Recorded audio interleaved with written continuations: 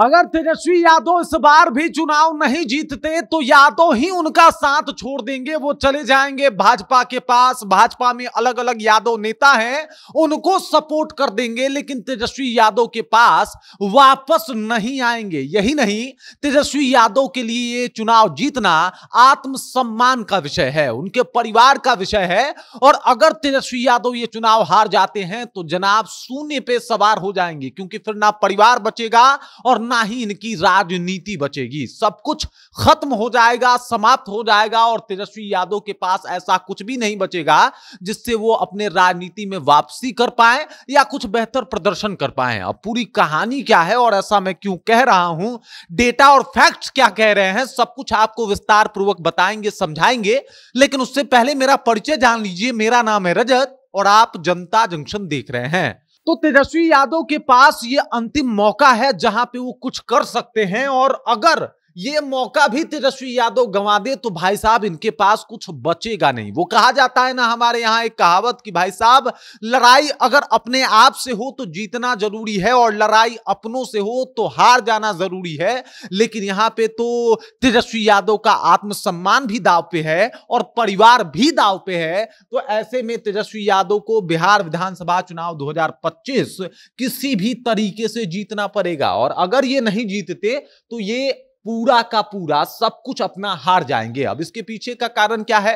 परिवार में टूट की स्थिति है। सब लोगों की निगाहें जो है वो विधानसभा चुनाव 2025 पे टिकी हुई है। अगर रोहिणी अभी चुप है, इसके पीछे का भी कारण जो है वो कहीं ना कहीं ये चुनाव है। मिसा भारती ज्यादा कुछ नहीं बोल पा रही, इसके पीछे का भी कारण 2025 का चुनाव है। तेज प्रताप यादव निकाले जा चुके हैं, उन्होंने अपनी अलग पार्टी बना ली है। और अगर चुनाव नहीं जीतते हैं तेजस्वी यादव तो ये सब कुछ बिखर जाएगा, ये सब लोग अलग हो जाएंगे, और इस वजह से तेजस्वी यादव को किसी भी कीमत पे चुनाव जीतना पड़ेगा।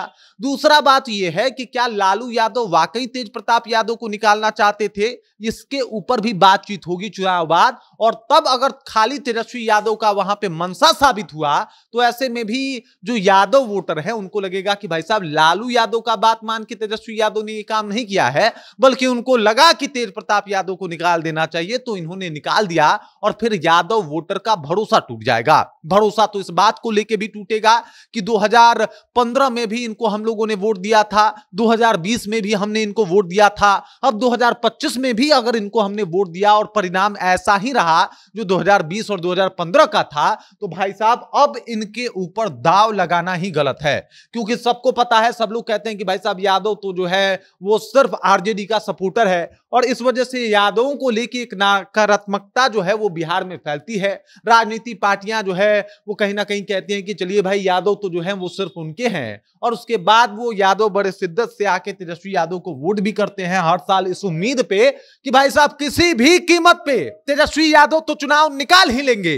लेकिन अफसोस की बात यह है, 2 टर्म का हाल देखते हुए कि तेजस्वी यादव को बना बनाया प्लेटफॉर्म मिला, तेजस्वी यादव को लालू यादव की लेगेसी मिली, तेजस्वी यादव को पूरा का पूरा माहौल मिला, फिर मिला इनको महागठबंधन का साथ। लेकिन उसके बाद भी अगर ये पिछड़ जाते हैं तो भाई इनकी अपनी कमी कही जाएगी, और फिर उसके बाद जो यादव हैं, जो यादव वोटर हैं, वो भी इनके ऊपर भरोसा नहीं कर पाएंगे, भरोसा नहीं जता पाएंगे। ऐसी स्थिति बन जाएगी। अब सोचिए कोई 3 टर्म का लगातार चुनाव हार जाए, उसके लिए क्या ही लोगों का एक जो नैरेटिव है वो होगा, कितना लोग हतोत्साह हो जाएंगे जो लोग इनको सपोर्ट करते हैं। और इस वजह से तेजस्वी यादव के पास एक ही विकल्प है, करो या मरो। मतलब या तो इस बार वो किसी भी तरीके से जो है वो अपना सीट क्लियर कर लें और बिहार के मुख्यमंत्री बन जाए, या फिर राजनीति में वापस आने में इनको दशकों लग जाएंगे, फिर भी इनकी वापसी होगी कि नहीं होगी ये संभव नहीं है। मजे की बात यह है कि ये सबसे अच्छा एक माहौल भी है तेजस्वी यादव के लिए, जहां पे जो एनडीए का मुख्यमंत्री का चेहरा है वो उनको थोड़ा सा कमजोर आप दिखा सकते हैं, उनको बता सकते हैं कि ये कमजोर है, राजनीति इनके बस की बात नहीं है। और ये सारे कहीं ना कहीं नीतीश कुमार का जो अपना एक राजनीति रहता था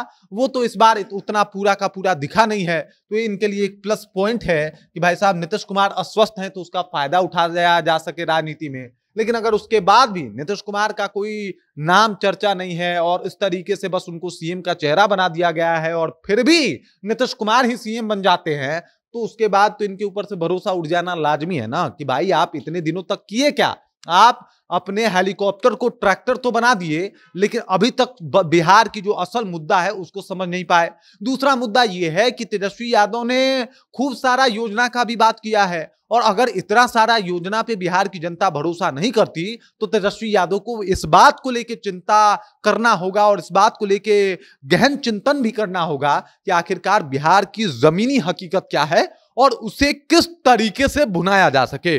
मतलब तेजस्वी यादव के पास ये आखिरी मौका है जब वो अपने आप को खुद को साबित कर पाए कि भाई वो चुनाव जीत सकते हैं और उनके लोग उनके ऊपर भरोसा कर सकते हैं। अगर वो इस बार भी मुख्यमंत्री नहीं बने तो सब कुछ खत्म हो जाएगा, परिवार बिखर जाएगा। ऐसी योजना शायद वो पिछली दफा या फिर उसके बाद चुनाव में ये ना दिखा पाए, ना ला पाए, क्योंकि ये तो वो योजना बेअसर हो जाएगी। उनके बातों का वैल्यू भी पता चल जाएगा कि बिहार की जनता क्या सोचती है, और उसके बाद जो अपने हैं वो भी इनसे धीरे धीरे करके दूर हो जाएंगे कि भाई साहब हम लोग जिस घोड़े की सवारी कर रहे हैं वो तो हारने वाला घोड़ा है, तो क्यों ना अगले दफा से जीतने वाले घोड़े पे बाजी लगाई जाए। जैसे नित्यानंद राय जो कि भाजपा के ही हैं, यादव हैं, यादव उनके साथ जाएंगे। ऐसे ही बहुत यादव के नेता हैं, जैसे रामकृपाल यादव हैं, यादव उनके साथ जाएंगे। तो यादवों के ऊपर भरोसा जताएंगे, लेकिन शायद वो चेहरा अगली दफा तेजस्वी यादव का नहीं होगा।